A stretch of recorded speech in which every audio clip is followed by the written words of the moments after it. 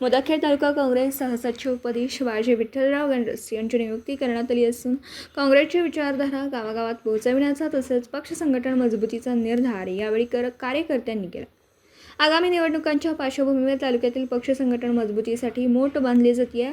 काँग्रेस कमिटीचे तालुका अध्यक्ष प्रताप देशमुख, जिल्हा काँग्रेस कमिटीचे जिल्हा सचिव माधव हामंद डोणगावकर, तालुका उपाध्यक्ष सूर्यकांत चौंदिते, बळवंतराव उजडेकर, शिवाजीराव वडजे यांच्या हस्ते तालुका सहसचिवपदी नियुक्ती झाल्याचं पत्र शिवाजी गणरस यांना देण्यात आलं।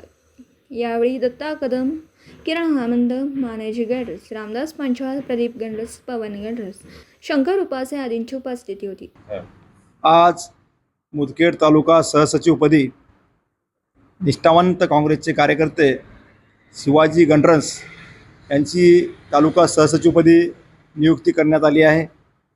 एक तालुक्यामध्ये काँग्रेसची विचारधारा, काँग्रेसचे ध्येयधोरण जनसामान्य लोकांपर्यंत पोहोचविण्यासाठी आम्ही आज एक निष्ठावंत कार्यकर्त्यांना जेणेकरून सर्वधर्म समभावाचा संदेश प्रत्येक गावात पोहोचावा आणि काँग्रेसची विचारधारा, राहुल गांधींचे विचार हे प्रत्येक गावातील ग्रामीण भागातील लोकांपर्यंत पोहोचण्यासाठी, चांगल्या लोकांना संधी देण्यासाठी हा नियुक्तीचा उपक्रम आम्ही राबवत आहोत आणि खरोखरच निष्ठावंतांना या पदावर काम करण्याची आम्ही संधी उपलब्ध करून दिली आहेत।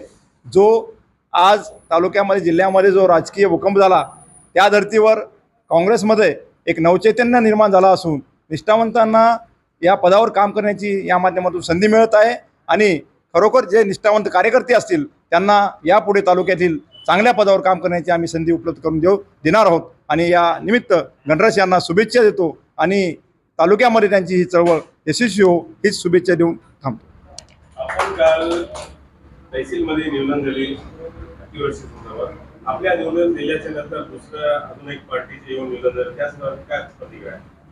आता आम्ही शासनाकडे म्हणजे सरसकट शेतकऱ्यांना कर्ज शेतकऱ्यांना सरसकट म्हणजे अनुदान मिळावं या मागणीसाठी आम्ही तहसीलदारांना निवेदन दिलं होतं।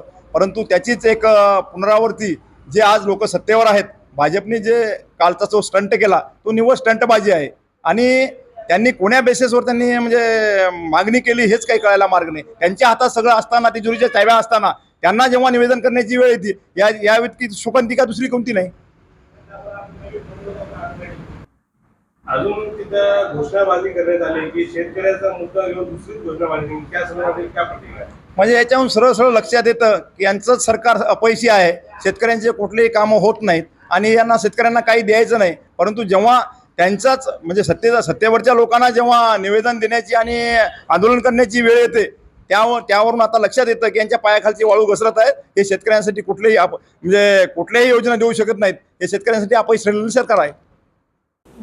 दिवसभरातील घडामोडींचा आढावा घेण्यासाठी पाहत रहा N24 मराठी न्यूज चॅनल।